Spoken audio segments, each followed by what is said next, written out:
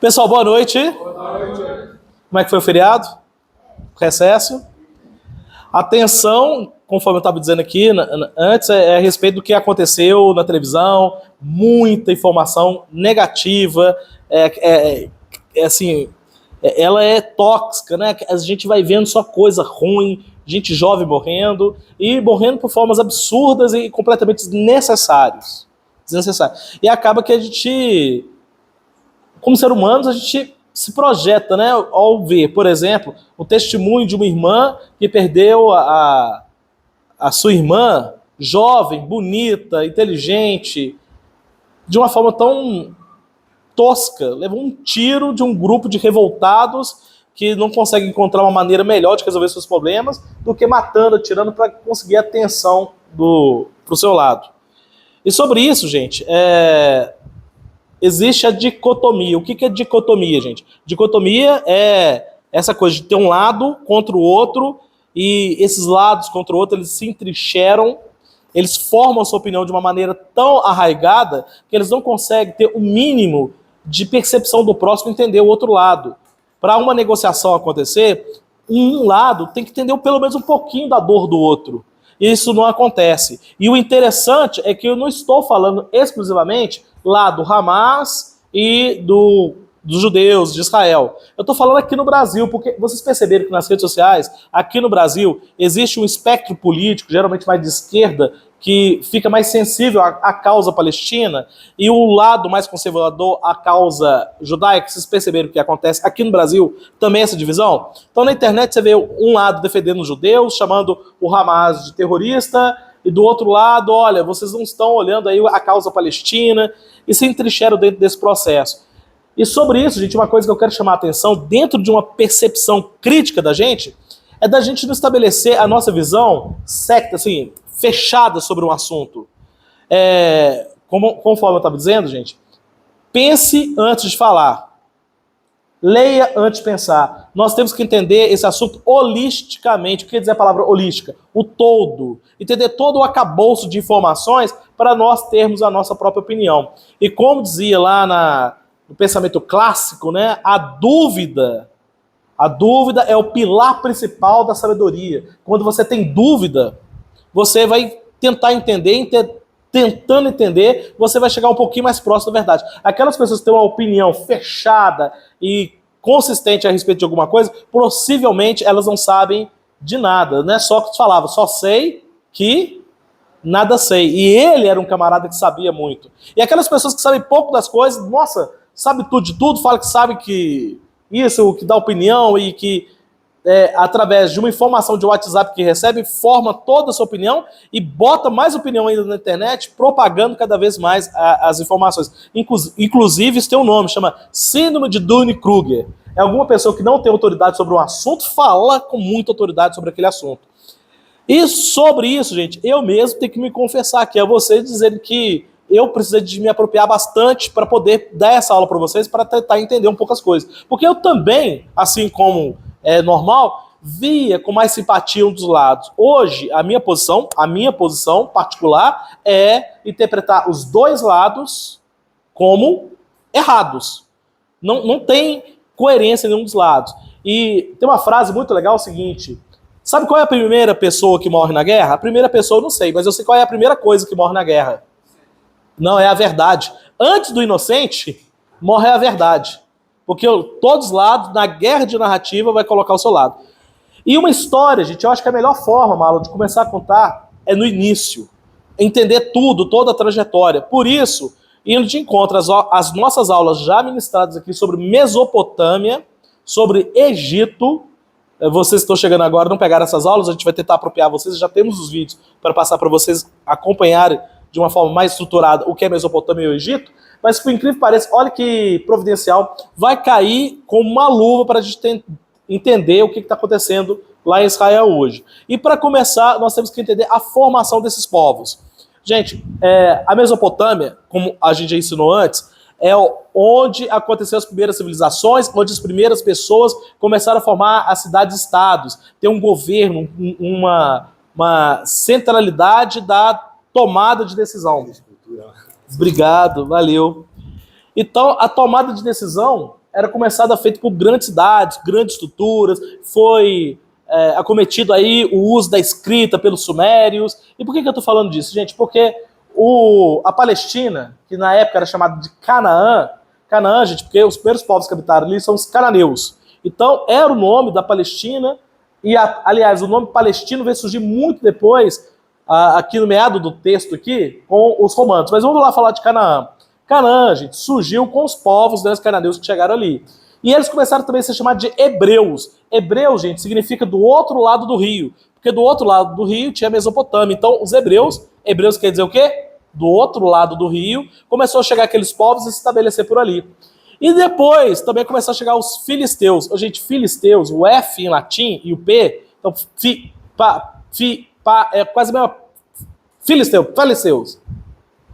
É os palestinos. Olha só, parece que não tem muito uma identificação de uma palavra dos filisteus como palestinos, mas os romanos entenderam a palavra filisteus como palestinos e nomeou aquele povo todo como palestinos.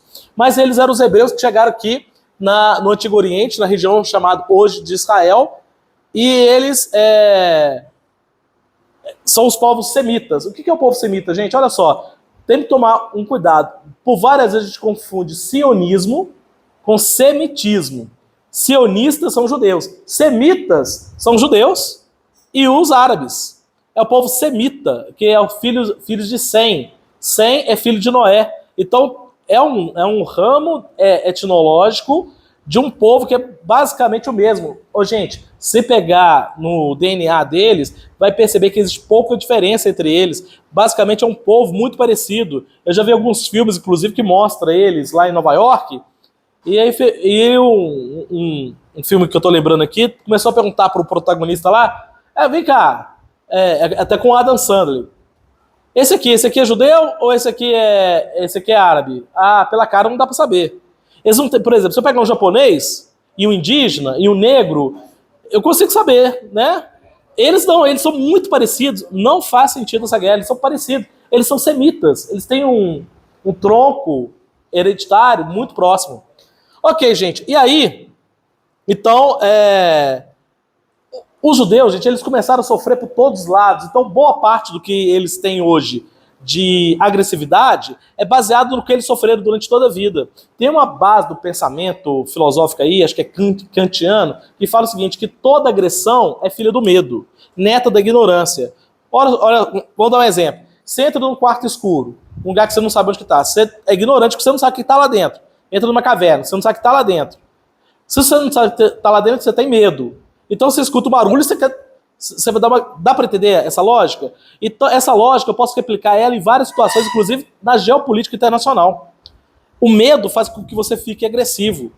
E na geopolítica internacional não existe bondade. Todos os lados são muito maus um com o outro. Cada um quer ver o seu lado, a sua proteção. O medo, a sua proteção, você quer se assegurar e daí você acaba cometendo violência contra os outros. E o medo dos judeus é justificado, gente, porque basicamente há 400 anos antes de Cristo, teve uma seca muito forte, eles sofreram muito por ali, e eles tiveram que sair daquela região ali, e um pouco mais para o sul foram para o Egito. E o que aconteceu lá no Egito, gente, interessante que essa aula aqui, ela entra em conotação muito com o quê? Com a Bíblia. Eu acredito que o pastor, o padre, o sacerdote de vocês, qualquer teólogo, ele tem que necessariamente saber um pouco de história. Ele pode falar, talvez até com mais propriedade que eu estou dizendo. E eles lá no Egito, o que eles se tornaram, gente? Submissos, eles foram escravizados. E eles se mantiveram ali eles foram escravizados por 400 anos. Eu falei que 400 anos de Cristo, bobagem. Não é 400 anos de Cristo, foram por 400 anos. Faz ideia, 4 séculos de submissão no Egito. E o interessante, gente, é que esses povos, eles conseguiram manter a sua cultura, a sua identidade, a sua unidade. O povo judeu é considerado a maior família do mundo. Por que família? Porque eles têm laços consanguíneos um com o outro. Eles são judeus. Inclusive tem algumas regras, parece que o filho de um homem judeu não quer necessariamente que vai ser judeu. Acho que ele tem que ser o filho da mulher, que aí sim você carrega a condição judaica, os jus sanguíneos dele. Eu não tenho muita certeza do que eu estou falando, vale a pena vocês conferirem essa minha fala aqui no Google, tá joia? Mas existe uma hereditariedade que não depende do estado-nação de que eles estão. Para você ser judeu, por exemplo, eu moro em Israel, eu sou judeu? Não. Agora eu moro no Brasil, eu posso ser judeu? Sim. Não é que eu seja, não. Mas se eu for filho de uma judia, eu sou judeu independente de onde que eu esteja. Então a condição de judeu, ela não é a condição do adjetivo pátrio. Não é uma nacionalidade. É uma nação. É uma nação mesmo independente de estar dentro do Estado judeu. Ficaram por 400 anos lá. E aí, gente, a história deles continuou, chegou ao famoso Salomão. Salomão tem um templo de Salomão, onde que o império deles progrediu, foi a Davi, eles se tornaram um povo combatente, imperializaram um pouco. Imperializaram, lembra, Aliana? Império é aquele que vai expandindo, vai guerreando. Eles tiveram algumas guerras bem-sucedidas, mas não se tornou nenhum estado assim tão forte. Ainda mais que eles estavam ali pertinho dos assírios, do Egito, não tinha muito para onde eles expandir. E ainda mais, o que aconteceu é o seguinte, quando eles voltaram do Egito, eles foram divididos nas 12 tribos. 10 delas ficaram no norte, num estado chamado o Império de Israel. Então eles ficaram no reino de Israel, e a parte do sul é o reino de Judá. 10 tribos ao sul, 10 tribos ao norte, 2 tribos ao sul. Sabe quais as tribos que preservaram? As do sul. Porque as do norte, as 10, eles foram tomados pelos assírios. Tá lembrado na aula de Mesopotâmia que eu falei como é que os assírios eram gente boa, eles eram tranquilos?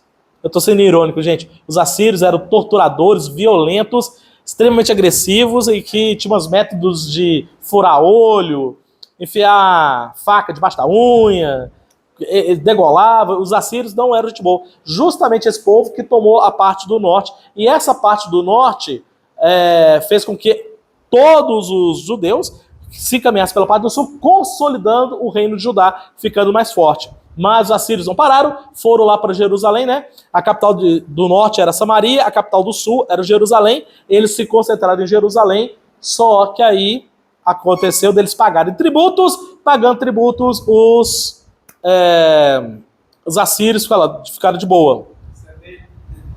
Deu um dinheirinho para eles, então funcionou um reino vassalo. Só que aí, gente, veio os babilônios, deram uns tapa na orelha lá do... Aliás, vieram os persas.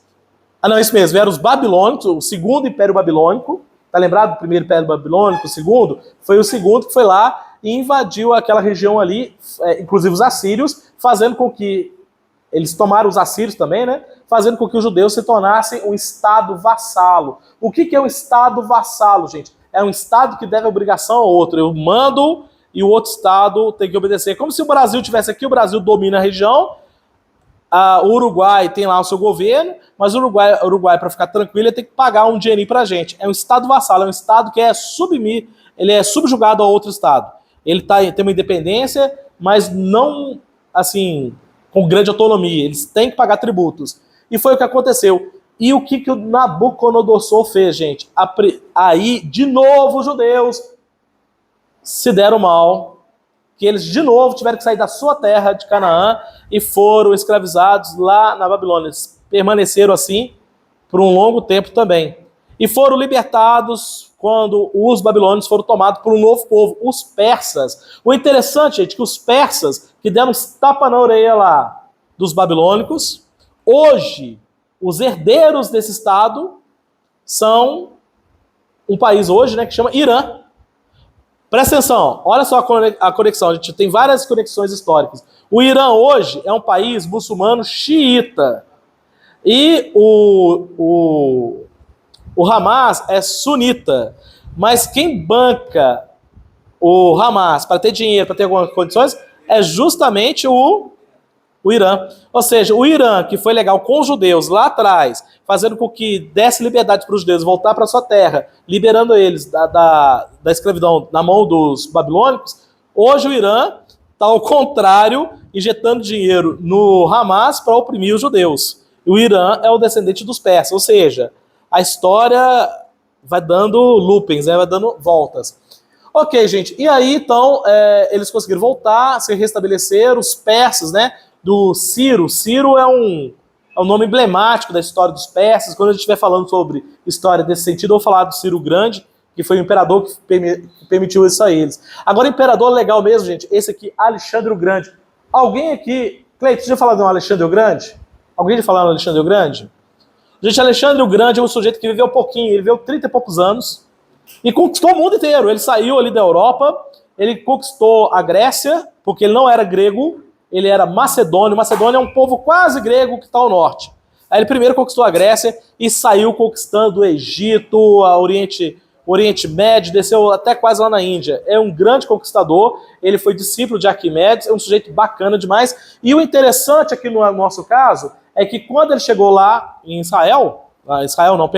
Canaã, onde que viu os hebreus lá, ele submeteu a eles a cultura dos gregos. Gente, os gregos não se chamam gregos, não, eles chamavam helênicos.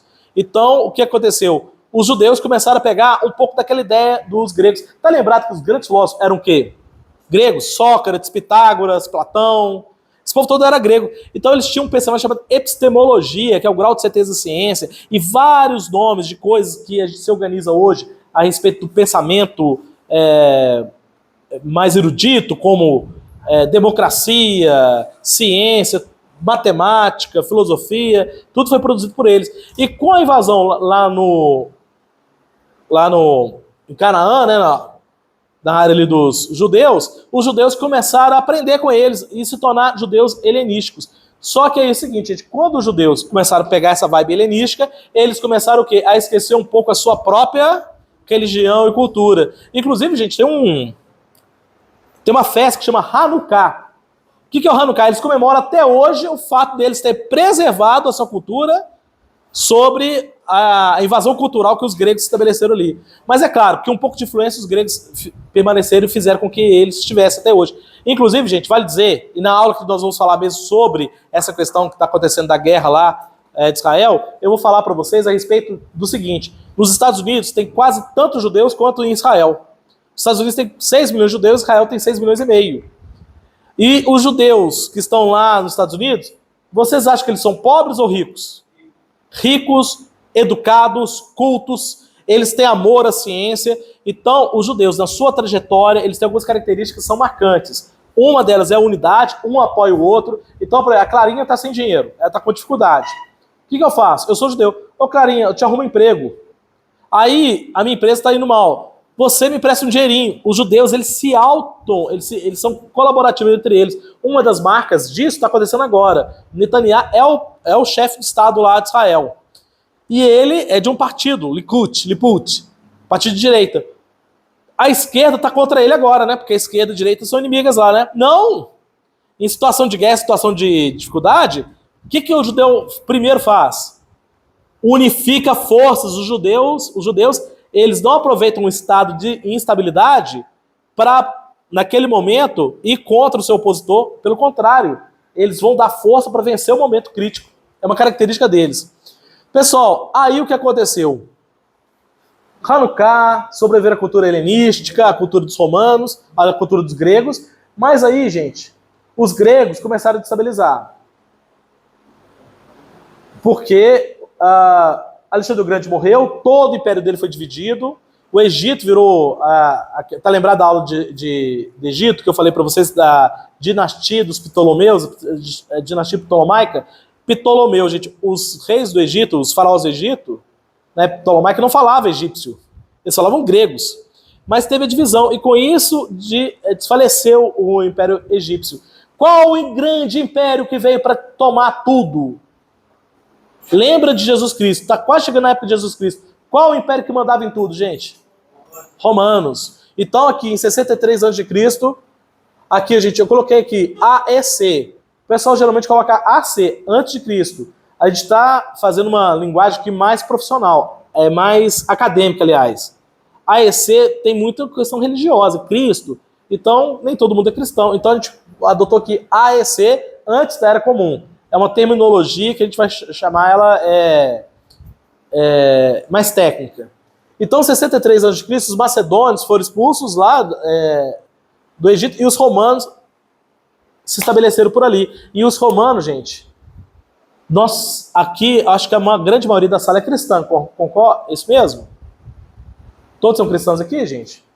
Se não for, pode ficar tranquilo, mas também não é muito caso. Perdão, Perdão pela pergunta, que essa pergunta ela não tem propósito. Eu acredito que ele. Eu imagino. Deus, né? Mas mesmo que não tenhamos cristão aqui, nós estamos imergidos dentro da cultura cristã. Portanto, a gente sabe todas as histórias que aconteceram lá na época. A gente sabe, né, o que aconteceu, que Jesus Cristo ele foi uma pessoa que foi perseguida, torturada pelo Estado que se estabelecia ali, que era o Estado romano, que era o governo de onde ele morava.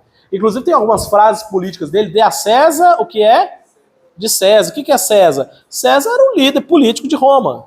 Então, ó, é o seguinte, olha, a gente deve imposto tem que pagar mesmo, porque sem imposto a gente não tem os benefícios do trabalho público. Jesus Cristo, gente, ele era um político pacifista, mas ele era político? Ele era político. Ele organizava o povo, ele organizava a favor do bem. Ele não era nenhum radical. Olha só, gente, olha a discrepância. Nós vamos chamar as religiões, os judeus, os muçulmanos e os católicos, cristãos, evangélicos, de cristãos, são religiões abraônicas. O que é Abraão, gente? Abraão, tá lembrado que eu falei com os hebreus aquele do outro lado do rio? Abraão que saiu lá de Nur, lá da Suméria, e trouxe seu povo para se estabelecer lá, os cananeus, para se estabelecer por ali. E as religiões abraânicas têm Cristo como uma grande referência. Os muçulmanos têm Cristo como referência? Tem Cristo como referência, sim. Não como os cristãos, que é a principal referência, mas os muçulmanos têm ele como um profeta, e assim como os judeus. E Cristo era essencialmente pacifista. Então, olha o paradoxo, gente. Paradoxo é aquilo que se nega nele mesmo. Como que alguém que se declara favorável aos dogmas religiosos dessas igrejas judaica, muçulmana ou cristã, praticando violência? Não faz sentido, não faz sentido. A violência não combina com o ensinamento de nenhuma dessas três religiões. E quem tem preconceito e imagina que o muçulmano é um povo agressivo, violento, gente, um pinguinho de muçulmano que cria toda uma história de violência, aí você começa a generalizar, achar que todos são violentos. Negativo, não existe isso. São pacifistas, todos os muçulmanos sabem disso, e aqueles que estão fora dessa perspectiva, eles contrariam seus próprios dogmas. O cristianismo, nem preciso falar, Cristo foi morto e crucificado sem nenhuma reação. Então não faz o menor sentido todos esses combates. Pessoal, e aqui mais interessante, eu quero falar aqui da diáspora. No ano 70, já depois de Cristo, ou seja, Cristo morreu com 33 anos, ou seja, mais uns 37 anos depois, no ano 70, houve a diáspora. O que aconteceu? Roma chegou para todos os hebreus e pode dar linha, pode sair daqui, pode caçar seu rumo. Botou todos os judeus para sair daquela região. Então, eles que tinham aquele lugar como seu lar, eles perderam o seu lar e tiveram que se espalhar no mundo. Para onde que eles foram? Gente, eles tiveram muita presença nos países ibéricos, que é Portugal e Espanha, até eles serem expulsos de lá. E aí, quando eles foram expulsos de lá, eles começaram a ser perseguidos pela Igreja Católica, que diz que era culpa deles Jesus Cristo ter morrido. E perseguidos pela Igreja Católica, eles começaram a ir para os países protestantes, principalmente no norte da Europa. E no norte da Europa, então, eles se estabeleceram, principalmente numa região onde que hoje é a Alemanha.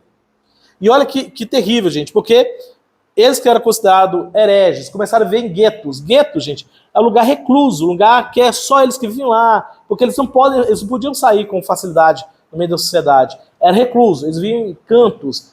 E grandes nomes da ciência, por exemplo, um camarada que tem uma perspectiva muito interessante de Deus, que é... Ah, meu Deus, esqueci o nome do filósofo, meu Deus do céu. Tem um filósofo judeu que fala, que dá uma ideia de Deus, uma ideia científica. Eu tô com a imagem dele aqui na cabeça e fugiu o nome dele aqui, mas eu vou colocar aqui no vídeo. E era um judeu inteligentíssimo, um filósofo incrível, que teorizava sobre Deus de uma forma muito bacana e foi perseguido, inclusive, pelos próprios judeus naquela época. Spinoza, Baruch Spinoza. Baruch Spinoza era uma das inteligências do mundo judeu, mas, gente, o mundo judeu, o que não faltou foi pessoas inteligentes que contribuíram demais para a ciência, cultura e por aí vai. Ok, gente. E aí, nós vamos para a parte complicada, porque olha como é que a história dos judeus meio que conecta com a história mundial em todos os aspectos. Uma delas foi a Revolução Francesa, onde que liberté, égalité, fraternité, a Declaração dos Direitos Universais. Luna, você tem direito. Kevin, você tem direito. Nós temos direito. Todos temos direitos. Direitos universais que pertencem a todos. E é irrestrito, é universal. É irrestrito ao seu país. Por exemplo, o direito à moradia e vir.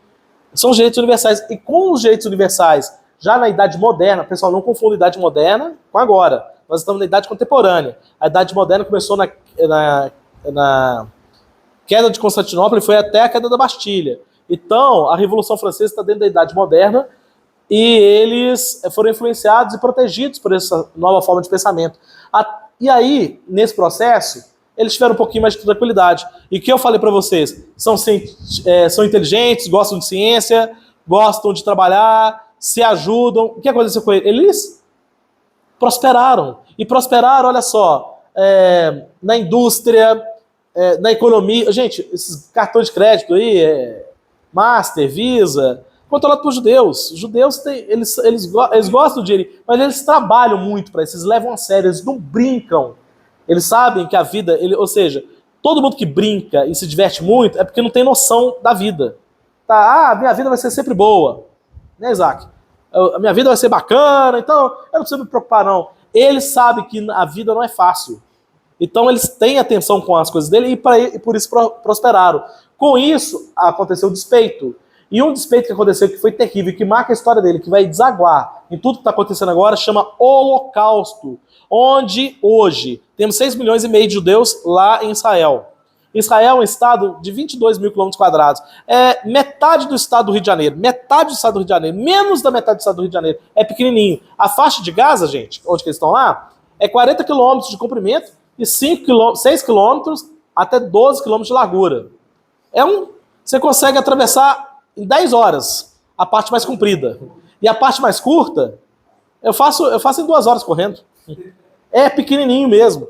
O tamanho de Gaza é muito semelhante a Belo Horizonte. Tanto em tamanho, é um pouquinho maior do que Belo Horizonte em termos de tamanho, é Belo Horizonte, como uma população um pouquinho menor do que Belo Horizonte. A faixa de Gaza, 2 milhões de habitantes. E o que aconteceu com o Holocausto? Adolf Hitler, esse sujeito que a gente espera que, né, cada um tem uma religiosidade, uma forma de ver o mundo, né, será que existe vida após a morte? Eu não sei, mas que o espírito dele esteja aí sendo iluminado, porque aqui na Terra, esse sujeito ele provou do que é mais terrível e sórdido que uma mente inteligentíssima, que era dele, pode fazer de horrível com o ser humano. Ele matou ciganos, pretos, ele matou muita gente, ele matou inclusive seus correligionários, né? A SS, que era o partido dele, matou na noite das facas longas o pessoal da SA. A SA, que era o partido opositor dele lá, amanheceu tudo morto. Eles foram em casa por casa, com facas longas e fizeram o serviço. É Hitler. E uma das coisas terríveis foi levar pessoas trabalhadoras, pessoas gentis, pessoas legais, para campos de concentração, onde elas foram torturadas, mortas, executadas, trabalhavam, não comiam. Elas sofreram todos os tipos de violência. Foi mortos, assim, eram pessoas que eram prósperas na Europa e lá eles viraram sub-humanos. E o que aconteceu? O momento pós-Segunda Guerra Mundial, a Europa estava arrasada. Todo mundo era pobre, na Europa inteira, não tinha muito recurso. Eles estavam prontos para se reerguer. E nesse momento, faltando tudo, tendo todas as dificuldades, eles começaram a se preocupar com os judeus desse campo dessa situação. Seus respectivos países não davam conta deles próprios. Então, o que eles fizeram? Eles começaram a ter uma preocupação sionista, o nome é esse, o que é o movimento sionista que já acontecia antes da Segunda Guerra Mundial. Era a preocupação de ter um lugar para os judeus viver. Os judeus já começaram a ir aos pouquinhos para aquela região lá da Palestina, começaram a chegar. Mas aí em 47, numa resolução da ONU, onde que um brasileiro chamado Oswaldo Aranha falou, vamos arrumar um lugar para os judeus. Gente, para vocês terem ideia, antes desse processo, eles pensaram em mandar os judeus aqui para a Patagônia, no sul da Argentina, pensaram em várias partes do mundo, mas o lugar deles, do coração deles, o sonho deles, é perto de Jerusalém. E aí eles foram encaminhados para lá, mas sem perguntar para os palestinos, para os árabes, se podia. Já tem povo vivendo lá. Beleza, gente, eles eram donos daquela terra até o ano 70 depois de Cristo. Depois passou praticamente quase 2.000 anos, em que outros povos foram ocupando lá. E os povos que estavam ocupando lá, gente, recentemente, depois da Primeira Guerra Mundial, era o Império Turco-Otomano, que mandava lá. Com a Primeira Guerra Mundial, quem começou a mandar lá foi a Inglaterra. A Inglaterra tirou o seu domínio daquela região e entregou para a ONU. A ONU, liderada pelos Estados Unidos principalmente, falou: essa terra aqui já tiramos turco daqui. A Inglaterra não está interessada. A Inglaterra está muito mais preocupada em recuperar sua condição lá no seu país. Não estava querendo dominar. Deixou aquele vácuo ali. Mas tinha pessoas lá e eles enfiaram na goela, sem pedir licença. Aqueles povos não tinham país, né? Porque aquela era uma região dominada. Quando saiu, não tinha um país ali. Se tirou o Estado de Direito ali, o Estado que estava controlando, e ficou aquele espaço vago. Enfiaram os judeus ali. E o ressentimento começou a partir daí. Os palestinos que estavam ali falaram: aqui é minha terra. E o problema, gente, é que na próxima aula eu vou falar dos fatos mais recentes. Porque desde que eles se estabeleceram por ali, muita agressividade acontece de ambos os lados. Mas o que eu quero encerrar essa aula aqui é dizer o seguinte: se um aluno aqui fizer bagunça, todos os alunos que fizeram bagunça? O Hamas não representa os palestinos. Assim como do lado dos judeus, o Benjamin Netanyahu, não representa todos os judeus. Pelo contrário, está sofrendo muitas críticas. E quando a gente pega a opinião para falar de um lado, os judeus são isso, os palestinos são aquilo. Gente, temos que tomar muito cuidado. A primeira coisa, antes da gente formar a nossa opinião, é entender, procurar, ver holisticamente o processo, compreender, ver o outro lado, colocar o nosso próprio pensamento em dúvida. Vamos lá na cultura grega? Pensamento maêutico. Fazer perguntas e questionar a resposta. Quem tem resposta muito pronta e muito rápida, provavelmente está com a resposta errada. Para entender o que está acontecendo ali, tem que ter sensibilidade, porque é uma coisa muito séria. E que acaba interferindo, reverberando no mundo inteiro. Então, gente, esse aqui é o pontapé inicial para a gente começar isso. Amanhã ou depois a gente vai continuar explicando os fatos mais recentes do que está acontecendo de fato lá, beleza? Pessoal, é isso aí. Gostaram da aula? Boa aula! Valeu, galera!